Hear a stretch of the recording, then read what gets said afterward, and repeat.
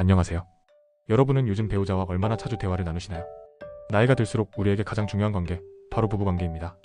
오늘은 왜 나이 들수록 부부 사이가 더 중요해지는지에 대해 말씀드릴게요. 젊었을 땐 아이들 키우고 일하느라 정신이 없죠? 하루하루 바쁘게 살다 보면 어느새 부부끼리 대화도 줄어들고 함께 웃는 시간도 점점 줄어듭니다. 그런데 아이들이 다 크고 집을 떠난 뒤 남는 건 오롯이 부부뿐입니다. 이때 관계가 서먹하면 하루하루가 참 공허하게 느껴집니다. 실제로 제 지인 부부는 아이 셋을 다 출가시키고 나서 서로를 마주하는 게 어색했다고 해요. 같은 집에 살지만 밥 먹는 시간도 따로, TV 보는 채널도 따로. 결국 어느 날 둘이 마주 앉아 우린 지금부터 다시 시작해야겠다는 얘기를 나눴다고 합니다. 두 번째로, 부부관계는 정서적 안정에 큰 영향을 미칩니다. 나이가 들수록 친구나 사회적 관계가 줄어들기 마련이죠. 그럴 때 가장 든든한 버팀목이 되어주는 사람, 바로 배우자입니다. 작은 고민 하나, 건강에 대한 걱정 하나도 편하게 털어놓고 공감해줄 수 있는 관계가 있다는 것, 그건 큰 축복이죠. 제 부모님 얘기를 드릴게요. 아버지가 은퇴 후 우울감에 시달리셨는데 어머니가 매일 산책을 함께 나가고 식사도 더 신경 써서 챙겨드리셨어요. 두 분이 대화를 나누는 시간이 많아질수록 아버지도 훨씬 활기를 되찾으셨습니다. 그 모습을 보며 저도 많은 걸 느꼈죠. 부부 사이가 좋으면 마음이 회복되는 속도도 훨씬 빠르다는 걸요.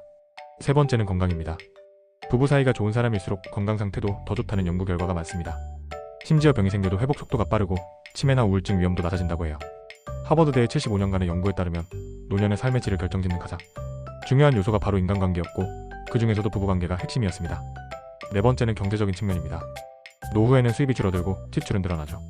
그럴수록 함께 계획하고 아껴 쓰는 파트너가 있다는 건 정말 중요합니다.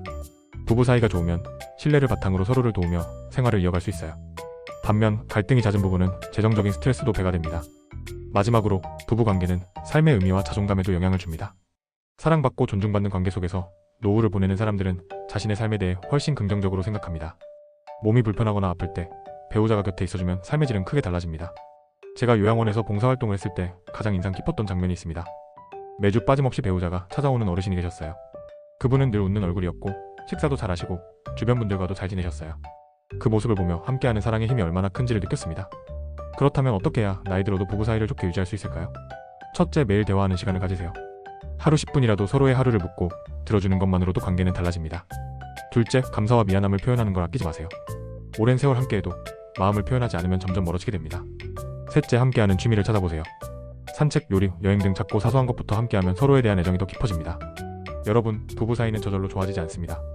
그렇지만 서로를 존중하고 노력하고 배려한다면 나이 들수록 더 단단해지고 따뜻해지는 관계가 됩니다. 이 영상을 보신 후 배우자에게 따뜻한 말 한마디 건네보시는 건 어떨까요? 오늘 하루도 수고했어. 그 한마디가 두 사람의 내일을 더 행복하게 만들어줄 수 있습니다. 감사합니다.